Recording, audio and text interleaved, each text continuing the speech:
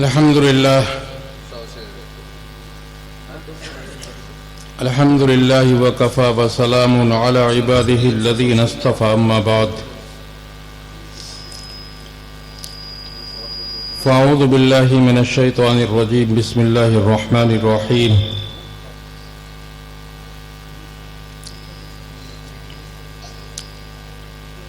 وقال الذين كفروا لرسلهم لنخرجنكم من أرضنا أو لتعودن في ملتنا فأوحى إليهم ربهم لنهلكن الظالمين ولنسكننكم في الأرض ذلك لمن خاف مقامي وخاف وعید۔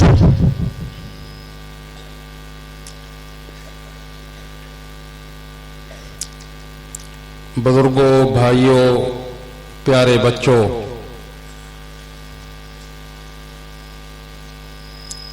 آپ نے عشاء کے بعد سے اب تک بڑے بڑے شعلہ بیان، مقرر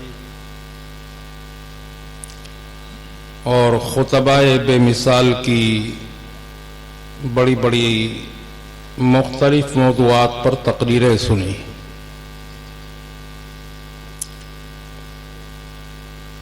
ہمیں سننے کا شوق ہے، عمل کا شوق نہیں ہے۔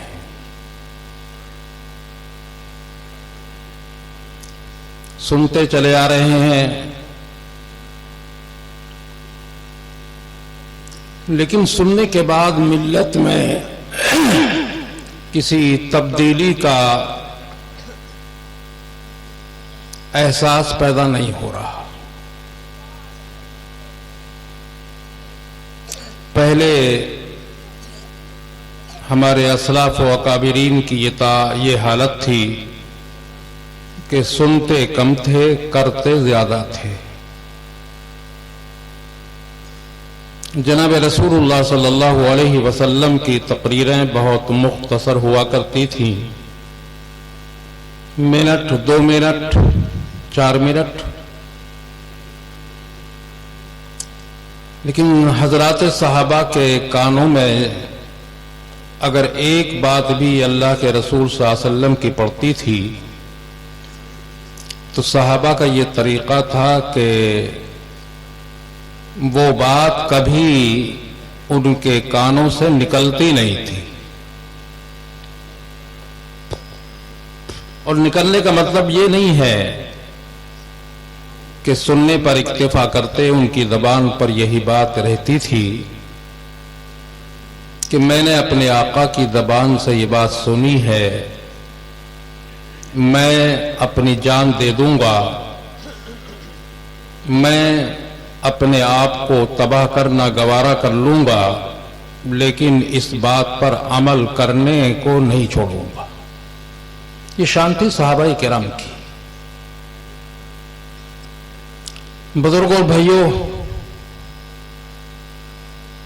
جسے فضول سمجھ کر بجھا دیا ہم نے،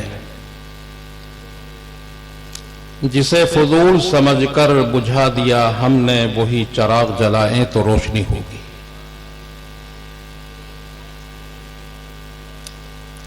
مجھے کوئی زیادہ تقریر نہیں کرنی، وقت بھی نہیں ہے، اور مائک سے اعلان بھی یہی ہوا ہے کہ کچھ نصیحتیں کرنی ہیں۔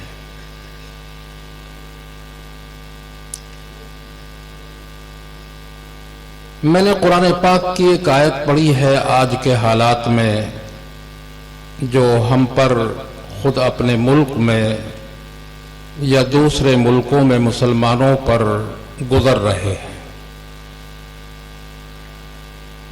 یہ حالات کوئی نئے نہیں ہیں۔ قرآن پاک نے ان حالات کی تصویر اب سے 1500 سال پہلے کھینچ کر ہمارے سامنے رکھ دی ہے۔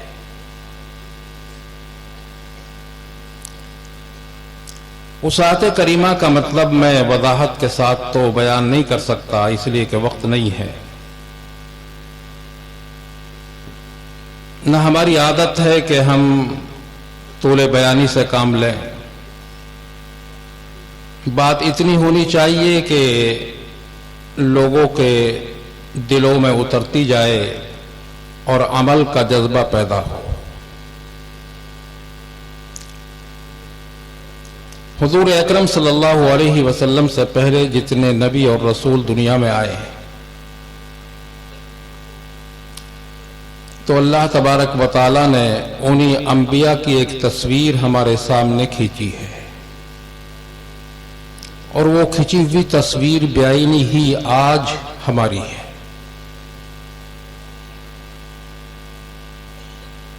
تفصیل میں نہ جاتے ہوئے صرف یہ بات کہنی ہے کہ جن لوگوں نے نبیوں کی بات کو نہیں مانا، ان کی سمجھ میں انبیاء کی بات نہیں آئی. انبیاء سمجھاتے رہے، دعوت دیتے رہے، لیکن نبیوں کی دعوت ان کے دلوں سے نہیں اتری. تو ان نہ ماننے والوں نے رسولوں کے پاس آ کر ایک بات کہی، اور اسی بات پر ہمیں غور کرنا بھی ہے. پوری تقریروں کا خلاصہ ایک ہی بات ہے. کیا کہی ہمیں غور کرنا ہے، قرآن بتاتا ہے. ان نہ ماننے والوں نے رسولوں سے یہ بات آ کر کہی، لَنُخْرِجَنَّكُم مِّنْ أَرْضِنَا، اے نبیوں، اے رسولوں، اے اللہ کو ماننے والوں، ہم تم کو اپنے ملک سے نکال دیں گے. غور کر رہے ہیں بات پر؟ ان نہ ماننے والوں نے رسولوں سے یہ بات آ کر کہی، لَنُخْرِجَنَّكُم مِّنْ أَرْضِنَا، ہم تم کو اپنی زمینوں سے، اپنے ملکوں سے نکال دیں گے. أَوْ لَتَعُودُنَّ فِي مِلَّتِنَا، یا تم ہمارے مذہب کو اختیار کر لو. کیا آج ان دونوں باتوں کا ہم شکار نہیں ہیں؟ بولو. ہم سے بھی تو یہ کہا جا رہا ہے، لَنُخْرِجَنَّكُم مِّنْ أَرْضِنَا أَوْ لَتَعُودُنَّ فِي مِلَّتِنَا،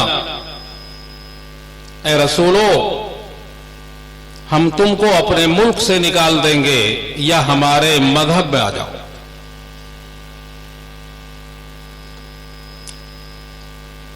انبیاء اللہ کے خلیفہ ہوتے ہیں، اللہ کے پیغام کو دنیا میں پھیلانے والے ہوتے ہیں. انہوں نے ان کی اس دھمکی کا کوئی اثر نہیں دیا، اپنے کام کو جاری رکھا اور یہ سوچا کہ کسی کو کسی کے ملک سے نکال دینا یا کسی کے مذہب کو تبدیل کر دینا یہ تو اللہ کے ہاتھ میں ہے، کسی دنیا کی طاقت کے ہاتھ میں نہیں ہے. سمجھ رہے ہو نہیں میری بات؟ نہیں سمجھ رہے؟ جب اللہ نے اپنے ماننے والوں کا یہ عزم دیکھا، اپنے ماننے والوں کا یہ ارادہ دیکھا، تو اللہ نے فوراً جن کو دھمکی دی جا رہی تھی ان کو تسلی دینے کے لیے اور ان کو مطمئن کرنے کے لیے اللہ نے تیسری بات کہی، جس کو قرآن نے نقل کیا ہے، وَأَوْحَيْنَا إِلَيْهِمْ رَبُّهُمْ لَنُهْلِكَنَّ الظَّالِمِينَ. اے میرے ماننے والوں، اے مجھ پر یقین کرنے والوں، ان دھمکیوں سے گھبرانے کی ضرورت نہیں ہے. اپنی زندگی کے اندر مایوسیوں کو داخل کرنے کی ضرورت نہیں ہے. میری رحمت سے نا امید ہونے کی ضرورت نہیں ہے. جو میں نے ڈیوٹی لگائی ہے اس ڈیوٹی کو انجام دیتے رہو، کسی کے ڈرانے یا دھمکانے میں مت آؤ. یہ تمہیں اپنے ملک سے کیا نکالیں گے؟ یہ تمہارا کیا بگاڑیں گے؟ اس سے پہلے کہ یہ تمہارے اوپر ملک سے نکالنے کا فرمان جاری کریں، لَنُهْلِكَنَّ الظَّالِمِينَ، ہم ضرور بالضرور ظلم کرنے والوں کو ہلاک کر دیں گے، تباہ کر دیں گے۔ یہ کس کا پیغام ہے؟ اللہ کا ہے۔ کیا یہی بات ہم سے نہیں کہی جا رہی آج؟ تو آج کی کوئی نئی بات تھوڑی ہی ہے، یہ تو باتیں ہمیشہ سے کہی جا رہی ہیں۔ بات صحیح میں آ رہی نہیں؟ اللہ نے تسلی دے دی کہ گھبراؤ مت، کام کرتے رہو، لَنُهْلِكَنَّ الظَّالِمِينَ، ہم ان ظالموں کو برباد کر دیں گے اس سے پہلے کہ وہ تمہیں تمہارے ملک سے نکالیں۔ لیکن ایک بات کہی اللہ نے چوتھی، کیا بات کہی؟ اس پر غور کرنا ہے کہ اللہ کی طرف سے مدد، اللہ کی طرف سے نصرت اور اللہ کی طرف سے ہمارا ساتھ کب ہوگا؟ قرآن ہی نے فیصلہ کیا، ذَلِكَ لِمَنْ خَافَ مَقَامِي وَخَافَ وَعِيدِ، کہ نعمت اللہ کی طرف سے ان لوگوں کو ملے گی۔ اللہ فرماتے ہیں جو میدان حشر میں میرے سامنے کھڑا ہونے سے ڈر رہا ہوگا اور میدان حشر میں کھڑے ہو کر اپنی زندگی کا حساب و کتاب دینے سے ڈر رہا ہوگا، اور میری نافرمانی کرنے والوں کی جو سزائیں آخرت میں ملنے والی ہیں ان سے ڈر رہا ہوگا۔ کیا مطلب ہے؟ آج ہمارے سامنے یہی حالات ہیں۔ ان حالات میں ہمیں کیا کرنا ہے؟ بزرگوں اور بھائیوں، میں ایک سوال کرتا ہوں آپ سے، اور یہ سوال 1 گھنٹہ تقریر کروں یا 2 گھنٹے تقریر کروں، میرا آپ سے ایک سوال ہے، آپ اس کا جواب دیجئے مجھے۔ کیا ایمان لانے کے بعد ہم نے اپنی زندگیوں کے اندر یا اپنے حالات کے اندر کچھ تبدیلی کی ہے؟ یہ سوال ہے میرا آپ سے۔ ایک تبدیلی تو ہمارے سامنے ہے کہ ہمارے کچھ لوگ جن کی تعداد زیادہ سے زیادہ اس وقت میں 10% لگا لو، زیادہ سے زیادہ، ایمان لانے کے بعد ایک تبدیلی تو ہم میں آئی ہے کہ ہمارے ایمان والوں کی تعداد میں سے 20% لوگ مسجدوں میں جانے لگے۔ 20% سے زیادہ تعداد مسجدوں میں جانے والی نہیں ہے، اور مسجدوں میں جانے کے بعد اللہ کی سنت داڑھی کو اپنا لیا، اللہ کے رسول کی سنت ٹوپی کو اپنا لیا، کرتے پجامے کو اپنا لیا، جس سے یہ معلوم ہو سکا کہ یہ مسلمان ہے۔ لیکن اگر عبادات کو چھوڑ کر جس کی تعداد صرف 20% ہے، ہم اپنے معاملات کو دیکھیں، ہم اپنی روزمرہ کی زندگی کو دیکھیں، یا ہم اپنے کمانے اور کھانے کے طریقوں کو دیکھیں، یا ہم اللہ تعالیٰ کے احکامات پر عمل کرنے کو دیکھیں، تو ایسا محسوس ہوتا ہے کہ ایمان لانے سے پہلے جو جرائم اور جو باتیں ہم کر رہے تھے ان باتوں میں اللہ کی نافرمانی میں اضافہ تو ہو رہا ہے، کمی نہیں ہو رہی۔ اگر میں بات غلط کہہ رہا ہوں تو بتاؤ۔ ہمیں تو ایمان لانے کے بعد مکمل اپنے اندر تبدیلی لانی چاہیے تھی، اور تبدیلی لا کر یہ تاثر دینا چاہیے تھا کہ ہم نے یہ فیصلہ کر لیا ہے کہ ہم صرف اللہ سے ڈریں گے، اللہ کے علاوہ دنیا کی کسی طاقت سے نہیں ڈریں گے۔ کیا ہم نے ایسا کیا؟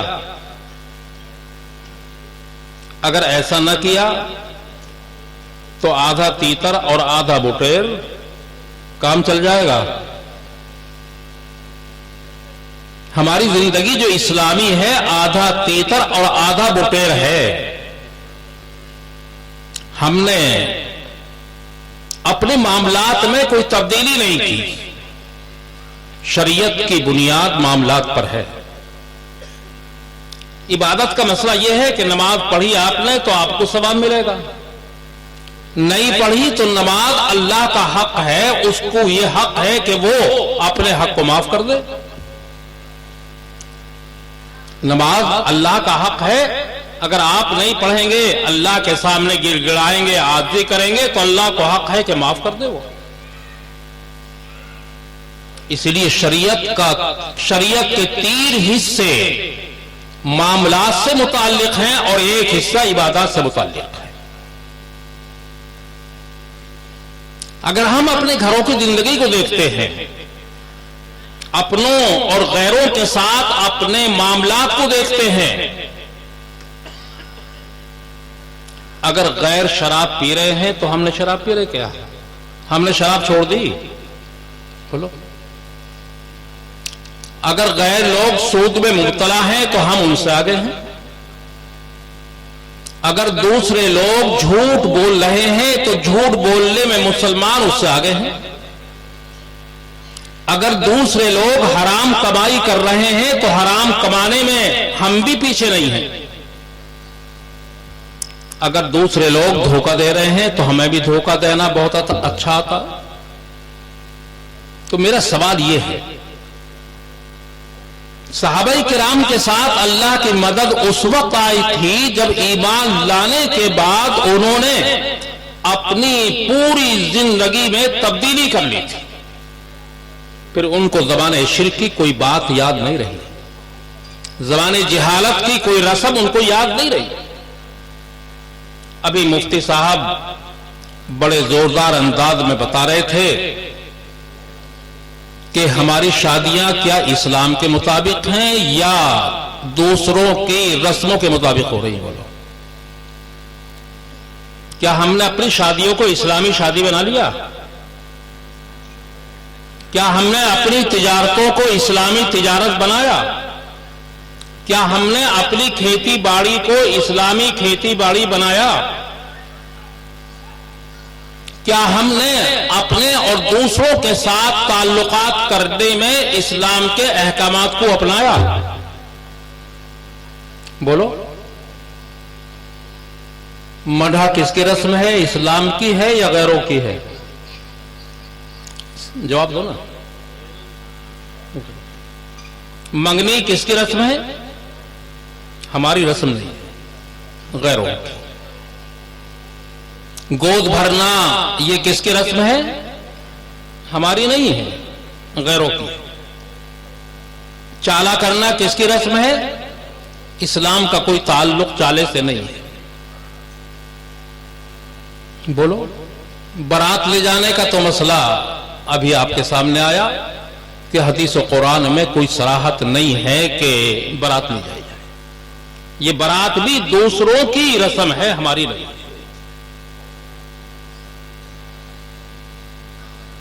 دہیج دینا کس کی رسم ہے؟ ہماری نہیں ہے، دوسروں کی ہے۔ اسلام میں جہیز کا کوئی تاثر نہیں ہے۔ جس چیز کا تاثر ہے ہم نے اس کو بہت پیچھے ڈال دیا، جو ہمارے اوپر فرض ہے۔ لڑکی کو، باپ کے لیے لڑکی کو اپنی جائیداد میں حصہ دینا فرض ہے۔ کیا کوئی دے رہا ہے؟ جہیز دے رہے، اور جہیز بھی وہ دے رہے ہیں جو لڑکی کے کام آنے والا نہیں، سب کھا پی کے 2 دن میں برابر کر دیں گے۔ یہ تھالی کیا ہے؟ بولو، تھالی کیا ہے؟ یہ تھالی کا کوئی ذکر قرآن و حدیث میں آیا ہے؟ اسی طریقے سے لڑکیوں کے نکاح کے موقع پر دعوت کرنا اور لوگوں کو کھانے کے لیے بلانا اسلام میں کوئی تصور نہیں ہو تو بتاؤ۔ تو ہم تو جو کہ تو وہیں پڑے ہیں جہاں پہلے تھے، کوئی تبدیلی ہوئی ہے؟ ایک سوال یہی ہے میرا، پورے جلسے کا خلاصہ، پوری تقریروں کا خلاصہ آپ یہ بتاؤ کہ ہمارے جب ایک نکاح میں کوئی تبدیلی نہیں ہوئی تو کیا ہمارے دوسرے معاملات میں تبدیلی آئی ہے؟ اور بزرگوں اور بھائیوں، جب تک تبدیلی نہ کرو گے اللہ کی مدد نہیں آئے گی۔ اسی طرح پٹو گے، اسی طرح دلیل کیے جاؤ گے جیسے آج کیے جا رہے ہیں، تبدیلی لانے کی ضرورت ہے۔ ان مدارس کا فائدہ، ان اجلاسوں کا فائدہ، علماء کی تقریروں کا فائدہ یہ ہونا چاہیے کہ ہماری زندگیوں میں انقلاب پیدا ہو جائے، ہماری زندگیوں میں تبدیلی پیدا ہو جائے۔ کیا ہم نے کبھی میں تجارت کرنے والوں سے پوچھوں گا، کبھی تجارت کرنے والوں نے یہ سوچا ہے کہ بھئی اسلامی طریقہ تجارت کا کیا ہے؟ ایسی بات نہیں کہ تجارت کے احکامات شریعت میں نہیں ہے، قرآن بھرا پڑا ہے، حدیثیں بھری پڑی ہے۔ کیا کھیتی باڑی کرنے والوں نے یہ پوچھا ہے علماء سے کہ کھیتی کرنے کا طریقہ کیا ہے؟ کھیتی کو بٹائی پر دینے کا طریقہ کیا ہے؟ کبھی یہ پوچھا ہے کہ باغوں کو خریدنے کا طریقہ کیا ہے شریعت میں؟ باغوں کو بیچنے کا طریقہ کیا ہے؟ کیا کسی نے یہ پوچھا ہے کہ مزدوری پر کسی کو مزدوری پر رکھنے کا طریقہ کیا ہے؟ اپنی چیزوں کو کرائے پر دینے کا طریقہ کیا ہے؟ ایمان لانے کے بعد تو توجہ اس طرف ہونی چاہیے تھی کہ بھئی ہم تو اپنے ہر کام کو اللہ کی مرضی کے مطابق کریں گے۔ یہ تبدیلی آنی چاہیے تھی ایمان لانے کے بعد، لیکن ایسا محسوس ہوتا ہے کہ عبادات میں تو ذرا سی تبدیلی آئی ہے کہ ہم نماز پڑھنے لگے، داڑھی رکھنے لگے۔ یہی اسلام نہیں ہے، یہ تو اسلام کا ایک معمولی حصہ ہے۔ اسلام تو اس سے 3 گنا دوسری چیزیں ہیں۔ معاشرت میں ایک شوہر کو اپنے بیوی کے ساتھ کس طرح رہنا چاہیے، بیوی کو شوہر کے ساتھ کس طرح رہنا چاہیے۔ معاف کریں، ہماری بچیاں عالمہ بن جائیں یا ہمارے بچے عالم بن جائیں، لیکن وہ بھی اپنے تعلقات کو اسلامی احکامات کے مطابق نہیں گزارتے۔ وہاں بھی آ جاتی ہے ناک، جھگڑے تو ناک کے ہیں، آگے جھگڑا ناک کا ہی ہے کہ میں نے ایک بات کہہ دی، میں تو نہیں ہٹوں گا پیچھے، یہی تو بات چل رہی ہے۔ ناک کا جھگڑا ہے نا، تو ناک کا جھگڑا تو ہمارے اندر بھی موجود ہے۔ کیا ماں باپ نے یہ سوچا ہے کہ ہم اپنے اولاد کے ساتھ کس طرح کا معاملہ کریں؟ شریعت کیا کہتی ہے؟ کبھی ہم نے غور کیا؟ ہمارا تعلق ہمارے پڑوسیوں کے ساتھ کیا رہنا چاہیے؟ ہم نے سوچا؟ ہم نے اپنے پڑوسیوں کو جو کمزور تھے ہمیشہ ان پر ظلم کیا ہے۔ سمجھ رہے ہیں بات نہیں؟ ہم ذمہ داروں نے، زمین والوں نے اپنے ان غریب پڑوسیوں کو جو ہمارے دین سے واقف نہیں تھے ان پر ظلم کیا ہے، ان کو ستایا ہے۔ آج ضرورت پڑ رہی ہے ان کو ساتھ لگانے کی، اور بغیر ساتھ لگائے کام بھی نہیں چلنے کا۔ یاد رکھو، تنہا کوئی کام کر جاؤ یہاں رہ کر نہیں ہو سکتا، ساتھ لگانا پڑے گا۔ لیکن جب ہم کسی کو ٹچ کرتے ہیں اور بات کرتے ہیں، اول تو بات کرنے کا موقع ہی کس کے پاس ہے؟ یہ سجھاؤ کوئی دے نہیں رہا۔ یہ مدرسے کیسے باقی رہیں گے؟ یہ مسجدیں کیسے باقی رہیں گی؟ ارے جب ہم ہی رہیں گے تو مدرسے کیا باقی رہیں گے، مسجدیں کیا باقی رہیں گی؟ لیکن بقا کے لیے جو چیز آج کی ضرورت ہے، اگر ہم ٹچ کرتے ہیں تو وہ بھائی ہم سے کہتا ہے کہ بھائی تم نے تو ہمیں بہت ستایا ہے، تمہارے ذمہ داروں نے ہمیں بہت ستایا ہے، ہمارا خون چوسا ہے۔ اور باپ اپنے بیٹے سے کہہ کے مر رہا ہے کہ یہی وہ ظالم ہیں کہ جنہوں نے ہم کو اپنی جوتی کے برابر بھی نہیں سمجھا۔ نہیں ہوا ایسا؟ حالانکہ اگر قرآن کو دیکھتے تو قرآن یہ کہتا ہے کلکم من آدم و آدم خلق من تراب، کہ انسانوں تم سب کے سب آدم کی اولاد ہو اور آدم کو مٹی سے پیدا کیا. تمہارے لیے کسی پر چھوٹا ہو یا معمولی درجے کا انسان ہو ظلم کرنے کا اور تم کو اس کو ستانے کا حق نہیں ہے. ہم نے ستایا، ظلم کیے بڑے بھائی، اور آج ہم ان کو خوشامد کر رہے ہیں بھیا ہمارے پاس آگے بیٹھ جاؤ. لیکن وہ زمانہ ان کے ذہن میں ہے کہ اپنی چارپائی پر بٹھانا تو درکنار، اپنے قریب کھڑا ہونا بھی ہمیں گوارا نہیں تھا کیا؟ بولو تو ہمارے ساتھ کیسے آ جائیں گے؟ وہ ساری تصویر ہمارے ظلموں کی، ہماری ناانصافیوں کی اور ہمارے ستانے کی ان کے سامنے آ جائے گی. بزرگوں اور بھائیوں، بات تقریر کی نہیں تھی. تقریر تو 2 گھنٹے کی ہو سکتی ہے. مجھے ایک بات آپ کو بتانی تھی کہ آپ ٹٹولیں کہ ایمان لانے کے بعد ہم نے کیا تبدیلی کی ہے. کیا ہماری شادیوں میں تبدیلی ہوئی ہے؟ کیا ہماری تجارتوں میں تبدیلی ہوئی ہے؟ کیا ہماری کھیتی باڑی میں تبدیلی آئی ہے؟ وہاں تو یہ فرمایا جا رہا ہے کہ اگر کسی نے کسی کی ایک بالشت زمین زبردستی چھین لی، ایک بالشت، تو حدیث میں آتا ہے کہ قیامت کے دن 7 زمینوں کا ہار بنا کر اس کے گلے میں ڈالا جائے گا. کیا یہ حدیث ہمارے سامنے نہیں ہے؟ کیا جو طریقہ زمینوں کو بٹائی پر دینے کا، کرائے پر دینے کا ہے، کیا وہ ہمارا شریعت کے مطابق ہے؟ اب ظاہر ہے کہ جو شریعت کے مطابق کام نہیں ہوگا اس سے جو کمائی آئے گی وہ حرام ہوگی. اور جب تک ہمارا پیٹ حرام سے بھرتا رہے گا ہم نہ دنیا میں عزت پائیں گے نہ آخرت میں عزت پائیں گے. بزرگوں، تبدیلی کی ضرورت ہے. نہ بدلو گے تو مٹ جاؤ گے. اللہ تعالیٰ تبدیلی نہیں کرے گا. اللہ کا تو اعلان ہے ان اللہ لا یغیر ما بقوم حتی یغیروا ما بانفسہم، کہ اللہ تعالیٰ کسی قوم میں اس وقت تک تبدیلی نہیں کرتا جب تک کہ قوم خود اپنی تبدیلی کے لیے تیار نہ ہو. حالات ایسے ہیں، دیکھو، ایک تو جوان ہو، بوڑھے ہوں، حالات کو نظروں میں رکھو، ہر وقت باخبر رہو، بے خبری میں کہیں ختم نہ ہو جاؤ. ہر دن کے آنے والے حالات پر نظر رکھو، اور حالات پر نظر رکھنے کا اور ان سے نمٹنے کا جو طریقہ نبی نے بتایا ہے اس طریقے کو اپنا لو. اور وہ طریقہ صرف ایک ہی ہے، وہ طریقہ صحابہ نے اپنایا تھا. اور اللہ تعالیٰ نے ایمان والوں سے بڑی محبت کے ساتھ یہ فرمایا بھی ہے، یا ایھا الذین آمنوا ادخلوا فی السلم کافہ. یہ خطاب ایمان والوں سے ہے، دوسروں سے نہیں ہے. آپ غلط فہمی مبتلا نہ ہو. یہ خطاب ایمان والوں سے ہے، دوسروں سے نہیں ہے.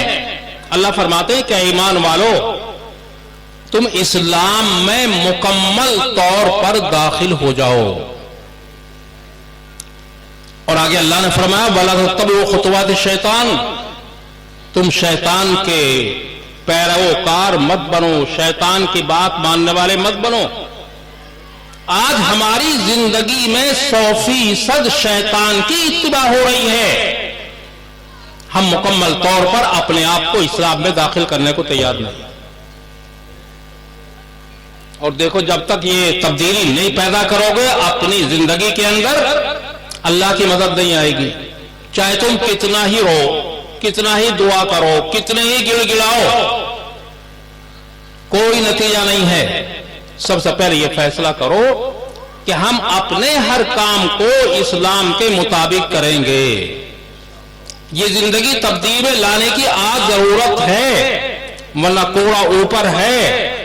لَنُخْرِجَنَّكُم مِّنْ أَرْضِنَا أَوْ لَتَعُودُنَّ فِي مِلَّتِنَا، یا تو نکل جاؤ یا ہمارے مذہب میں داخل ہو جاؤ.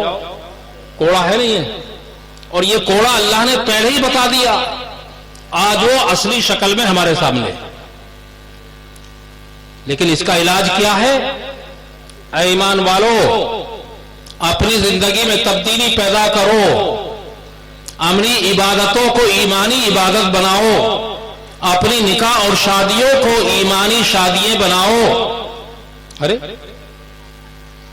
ہماری شادیوں میں آج منگنی کے اندر اللہ کی دی ہوئی دولت، یہ مال ہمارا نہیں اللہ کا ہے، یاد رکھو.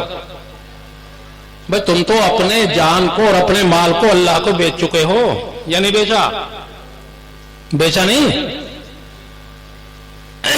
اگر تم کہتے ہو کہ بیچا نہیں تو نعوذ باللہ من ذالک قرآن غلط کہہ رہا.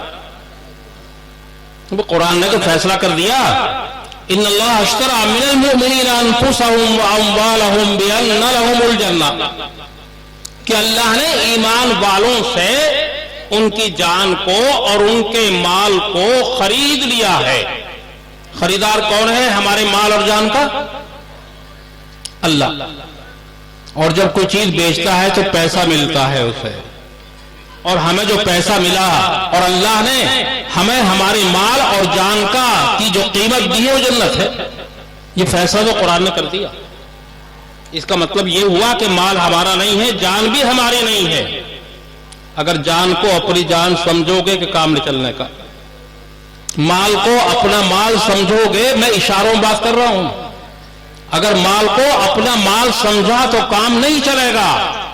تمہیں تو یہ فیصلہ کرنا پڑے گا، نہ ہمارا مال ہے نہ ہماری جان ہے، سب کچھ اللہ کی، اور اللہ نے ہمیں خرید کر ہمیں جنت دینے کا فیصلہ کر لیا.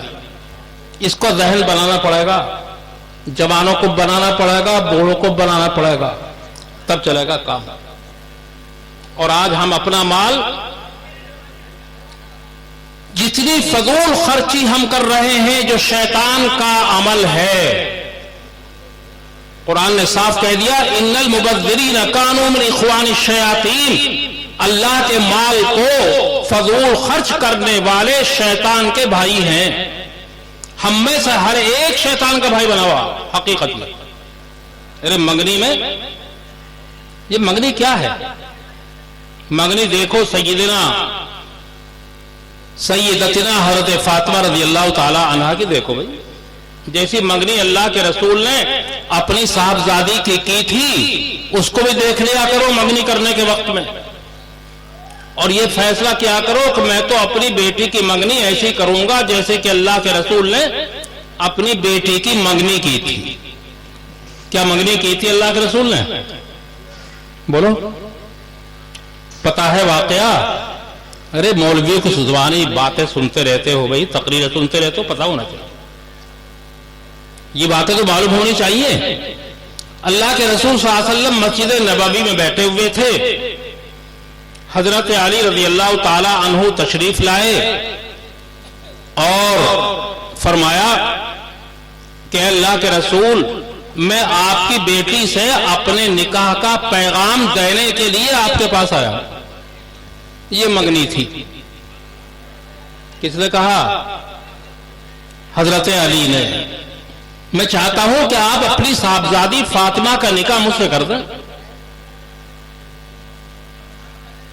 اللہ کے رسول نے سن لیا. سننے کے بعد حضرت ابو بکر کو بلایا، عمر کو بلایا، عثمان کو بلایا، اور عشرہ مبشرہ کے جو صحابہ تھے ان کو بلایا. بلانے کے بعد مسجد میں بٹھا لیا اور فرمایا کہ علی میری بیٹی سے نکاح کرنا چاہتے ہیں، بیٹھ جاؤ. اور جناب رسول اللہ صلی اللہ علیہ وسلم نے خطبہ پڑھ کے نکاح کر دیا. برات بھی آ گئی، منگنی بھی ہو گئی، نکاح بھی ہو گیا، اور شام کو جناب رسول اللہ صلی اللہ علیہ وسلم اپنی صاحبزادی کا ہاتھ پکڑ کے حضرت علی کے گھر کے دروازے پر لے گئے اور فرمایا کہ علی یہ تمہاری امانت ہے، میں تمہاری امانت کو تمہیں سپرد کرنے آیا ہوں. یہ شادی کس کی تھی؟ کیا حضرت فاطمہ سے بڑی دنیا کی کوئی عورت ہو سکتی ہے؟ کیا اللہ کے رسول صلی اللہ علیہ وسلم کے لیے سونے چاندی کی کمی تھی؟ بھئی یہ تو آپ سنتے رہتے ہیں علماء سے کہ اگر اللہ کے رسول یہ فرماتے کہ احد پہاڑ تو سونا ہو جا اشارہ کر دیتے تو پورا سودا ہو جاتا. لیکن آپ کو فکر اپنی امت کی تھی.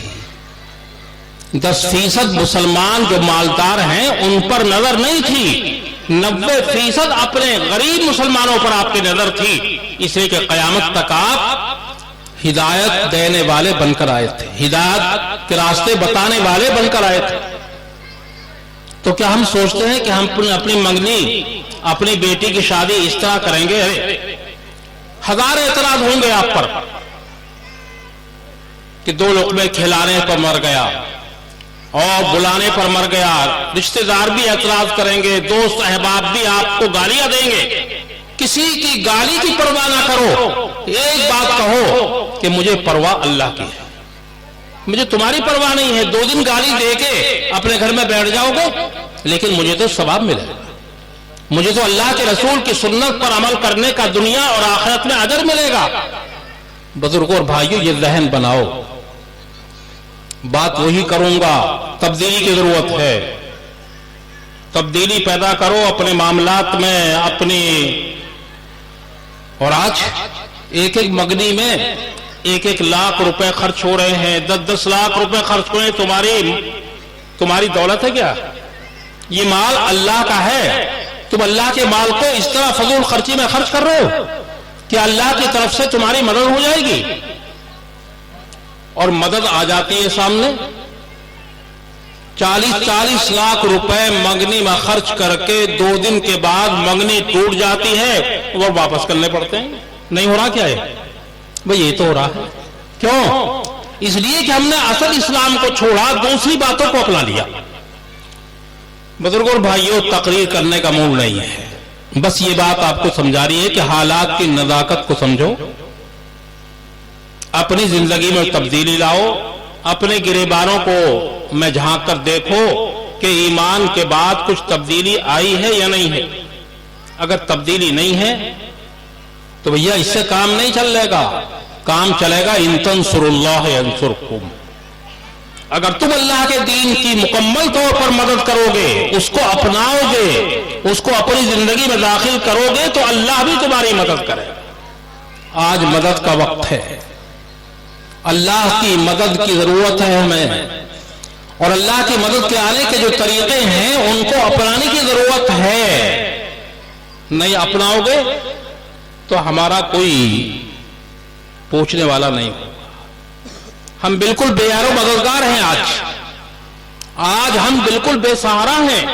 سہارا ہمیں صرف اللہ کو بنانا ہے، اور اللہ کو سہارا بنانے کے لیے اللہ کو راضی کرنے کے کام کرنے ہیں، اللہ کو خوش کرنے کے کام کرنے ہیں، اور اللہ کو اپنا بنانا ہے.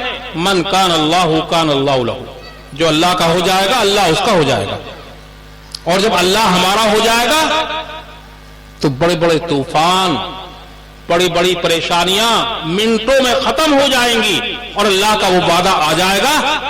اے ایمان والو، گھبراؤ مت. اس سے پہلے کہ یہ تمہیں اپنے ملک سے نکالیں، اس سے پہلے کہ یہ تم پر زور ڈالیں کہ ہمارے مذہب کو اختیار کر لو، لَنُهْلِكَنَّ الظَّالِمِينَ، ہم ان ظالموں کو برباد کر دیں. بربادی تو اللہ کے ہاتھ میں ہے نا، عزت اور ذلت اللہ کے ہاتھ میں ہے. ہمیں سمجھنے کی ضرورت ہے بھائیوں، اپنی اولاد کو سمجھانے کی ضرورت ہے، اپنے گھر میں عورتوں کو سمجھانے کی ضرورت ہے. اگر ہم نے یہ فریضہ انجام نہ دیا تو کام نہیں چلے گا. دعا کرنے کی ضرورت ہے. دعا کرو، اور دعا کے قبول ہونے کی جو شرائط ہیں ان کو بھی اپناؤ نا. آج شکایت ہے کہ دعا ہو رہی ہے چاروں طرف، قنوت نازلہ ہو رہی ہے، تسبیحات پڑھی جا رہی ہیں، لیکن اس کا کچھ اثر نظر نہیں آ رہا. کیوں؟ اس لیے کہ پڑھنے والوں میں خود اثر پیدا کرنے کے حالات نہیں. دعا قبول ہوتی ہے کب؟ جب اخلاص کے ساتھ دعا مانگی جائے. آج تو ایک رسمن چیزیں بن گئی ہے. بھئی قنوت نازلہ ہو رہی ہے، کیا پڑھا جا رہا ہے اس میں پیچھے کھڑے ہونے والوں کو کچھ پتہ نہیں ہے.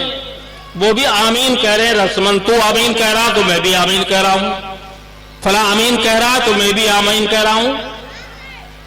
پڑھا کیا جا رہا ہے اس کا کچھ پتہ نہیں. اس طرح کام نہیں چلے گا.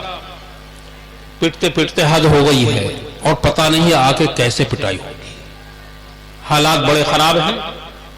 ان حالات کو کی خبر رکھو اور حالات سے نمٹنے کے اللہ نے جو طریقے بیان فرمائے ہیں ان کو اپناؤ. اللہ کا ڈر پیدا کرو. بس اللہ کا ڈر پیدا کرو اپنے قلب کے اندر. جب اللہ کا ڈر ہوگا نہ زنا کر سکتے, نہ شراب پی سکتے, نہ جھوٹ بول سکتے, نہ دھوکہ دے سکتے ہیں اور نہ حرام کما سکتے. بنیاد جو ہے اللہ کا ڈر ہے. اسی لیے اللہ نے فرمایا ذالک لمن خاف مقامی وخاف وعید. بھائیو اللہ کا ڈر پیدا کرو. اللہ کا ڈر ہوگا تو کسی وقت کی نماز آپ چھوڑیں گے نہیں. اور عادت ایسی بنا لو کہ جیسے کہ بھوکے کو کھانے کی ضرورت ہے اسی طرح نماز کا وقت آنے کے بعد تمہیں بھوک لگے اور جب تک اطمینان سے نماز نہ پڑھ لو تمہاری وہ بے قراری ختم نہیں ہونی چاہیے. ایسے حالات بناؤ. اللہ بہت حلیم ہے, اللہ بہت کریم ہے اور اللہ تعالی غفور الرحیم ہے. ہر وقت اللہ سے کسی چیز کو مانگنے سے پہلے اپنے گناہوں پر ندامت کا اظہار کرو.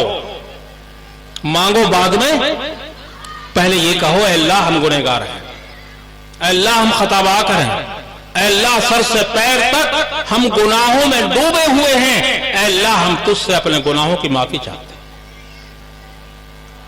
جب اپنے گناہوں کا اقرار کرنے کے بعد, اپنے گناہوں کی معافی اور توبہ کرنے کے بعد اللہ سے دعا مانگی جائے گی تو یقیناً آپ کی دعا قبول ہوگی.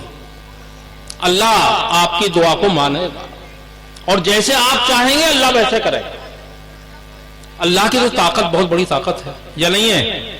بھائی ہمیں یقین ہے اس بات پر؟ نہیں. اگر یقین نہیں ہے تو ایمان ہی نہیں ہے. بھائی اللہ تو سب سے بڑا ہے تو اللہ کی طاقت کو تسلیم کرو نا, یقین کرو اس کے اوپر. آنے والے حالات سے گھبرانے کی ضرورت نہیں ہے, جرأت پیدا کرو. نا امید ہونے کی ضرورت نہیں ہے. ایک مومن کے لیے نا امیدی کو منع کر دیا گیا ہے. لا تقنطوا من رحمت اللہ. اللہ کی رحمت آئے کیسے, اس کے حالات بناؤ. اپنے آپ نہیں آئے گی, حالات ہمیں بنانے پڑیں گے. خدا نے آج تک اس قوم کی حالت نہیں بدلی. خدا نے آج تک اس قوم کی حالت نہیں بدلی. نہ ہو احساس جس کو اپنی حالت کے بدلنے کا. وآخر دعوانا الحمدللہ رب العالمین. اللہم صلی علی سیدنا مولانا محمد وعلی آل سیدنا ومولانا محمد وبارک وسلم. ربنا آتنا فی الدنیا حسنہ وفی الآخرۃ حسنہ وقنا عذاب النار. اے اللہ ہماری حفاظت فرما. اے اللہ تمام ایمان والوں کی مدد فرما. اے اللہ ہمارے مساجد کی حفاظت فرما. اے اللہ ہمارے مدارس کی حفاظت فرما. اے اللہ ہمارے تمام دینی جماعتوں کی حفاظت فرما. دین کا کام کرنے والوں کی حفاظت فرما. اے اللہ ہماری جان اور مال کو جس کو ہم تیرے ہاتھ فروخت کر چکے ہیں, بیچ چکے ہیں, اے اللہ تو ہماری جان اور مال کی حفاظت فرما. اے اللہ ہم گنہگار ہیں, تیرے سامنے توبہ کے لیے ہاتھ اٹھائے ہوئے ہیں. اے اللہ تو ہمارے چھوٹے اور بڑے تمام کے تمام گناہوں کو معاف فرما. اے اللہ اپنے توبہ کرنے والوں کے لیے جو تو راحتیں دیتا ہے, جو تو ان کی مدد فرماتا ہے, اے اللہ ہم تیرے سامنے ہاتھ پھیلا رہے ہیں. اے اللہ ہماری مدد فرما. اے اللہ جان و مال کی حفاظت فرما. اے اللہ ہر معاملے میں ہماری مدد فرما. ہمارا سب کچھ تو ہے, تیرے علاوہ ہمارا کوئی کچھ نہیں ہے. اے اللہ جب ہم تیرے ہیں اور تو ہمارا ہے, اے اللہ تو ہر معاملے میں ہمارا ساتھ دے. اے اللہ اگر تو ہمارا ساتھ دے گا تو ہمیں کوئی پرواہ نہیں ہے. اے اللہ ہمیں کوئی نا امیدی نہیں ہے. ہمیشہ تو نے ایمان والوں کا ساتھ دیا ہے, اپنے نیک بندوں کا ساتھ دیا ہے. آج بھی ہم تجھ سے ساتھ دینے کی امید رکھتے ہیں. اے اللہ ہر معاملے میں ہمارا ساتھ دے. ہمارے جان و مال کی حفاظت فرما. اے اللہ ہمیں برے کاموں سے بچنے کی توفیق عطا فرما, اچھائیوں کی توفیق عطا فرما. اے اللہ تو ہمیں اپنی زندگیوں کو اسلامی شریعت کے مطابق بدلنے کی توفیق عطا فرما. ہماری زندگیوں کے اندر سے ہمارے گھروں کے اندر سے منکرات کو دور فرما۔ اے اللہ جو ہمارے نوجوان طرح طرح کی منکرات میں مشغول ہیں، ویڈیو میں، موبائلوں میں، فونوں میں، اے اللہ ہمارے نوجوانوں کی حفاظت فرما۔ اے اللہ ہمارے نوجوان جو غلط راستے پر چل رہے ہیں، اے اللہ تو ان کی حفاظت فرما۔ اے اللہ ان کے دل میں اپنا ڈر پیدا فرما، ہر مومن کے دل میں اپنا ڈر پیدا فرما۔ اے اللہ ہر کام کو تیرے ڈر سے ہم کریں، اس کی ہمیں توفیق عطا فرما۔ اے اللہ جو بیمار ہیں ان کو شفا عطا فرما۔ اے اللہ جو مقروض ہیں ان کے قرضے کی ادائیگی کے اسباب پیدا فرما۔ اے اللہ جو ہم لڑائیوں میں مشغول ہیں، اپنے فضل و کرم سے اے اللہ ہماری لڑائیوں کو اتحاد و اتفاق سے تبدیل فرما دے، ہمارے اندر سے بغض اور حسد کا خاتمہ فرما دے، اے اللہ جلن کا خاتمہ فرما دے، اے اللہ ایک دوسرے کو محبت کے ساتھ اور پیار کے ساتھ زندگی گزارنے کی توفیق عطا فرما۔ اے اللہ ایک کو دوسرے کی مدد کرنے کی توفیق عطا فرما۔ اے اللہ ہمارے ملک کے اندر امن و امان کے حالات پیدا فرما، سلامتی کے حالات پیدا فرما۔ اے اللہ ہمیں اپنوں کے ساتھ اور غیروں کے ساتھ اسلامی اخلاق کے مطابق زندگی گزارنے کی توفیق عطا فرما۔ اے اللہ اسلام کی تعلیمات کو ہم اپنے عمل سے دوسرے لوگوں کے دلوں میں ڈالیں، ایسے حالات پیدا فرما۔ اور یہ جبھی ہوگا جب ہم اپنی زندگیوں میں انقلاب پیدا کریں، اپنی زندگیوں کے اندر اخلاقیات کو اپنائیں، اچھی معاشرت کو اپنائیں اور اچھے معاملات دوسروں کے ہمارے سامنے آئیں۔ اے اللہ ہمیں ان تمام چیزوں پر عمل کرنے کی توفیق عطا فرما۔ اے اللہ جو لوگ یہاں پر اس وقت بیٹھے ہوئے ہیں ان کے دلوں میں جو نیک تمنائیں اور آرزوئیں ہیں، اے اللہ اپنے فضل و کرم سے ہم سب کی نیک تمناؤں کو اور نیک آرزوؤں کو پوری فرما۔ اے اللہ ہمارے دلوں کے اندر جو خواہشات ہیں اور وہ نیک ہیں، اے اللہ ان کی تکمیل کے اسباب پیدا فرما۔ اے اللہ آج ہم یہاں جلسے میں آئے ہیں اور جلسے میں علماء کی زبان سے جو اسلامی باتیں سنی ہیں اور اس وقت کے حالات کے مطابق جو ہمیں کرنا ہے، اے اللہ ہمیں ان کو سن کر عمل کرنے کی اور ان کو اپنی زندگی میں اپنانے کی توفیق عطا فرما۔ اے اللہ ہمیں اپنے ملک کے بھائیوں کے ساتھ محبت اور اخوت اور پیار کے ساتھ معاملہ کرنے کی توفیق عطا فرما۔ اے اللہ ہم لوگوں کو اپنے پاس سے بھگانے والے نہ ہوں، بلکہ ایسے ہماری زندگی میں انقلاب پیدا فرما کہ دوسرے لوگ خود ہمارے پاس آئیں، خود آ کر اپنی محبت اور پیار کا اظہار کریں۔ اس طرح کی زندگی گزارنے کی ہمیں توفیق عطا فرما۔ ربنا تقبل منا انك انت السميع العليم وتب علينا انك انت التواب الرحيم وصلى الله تعالى على خير خلقه محمد وعلى آله واصحابه اجمعين برحمتك يا ارحم الراحمين۔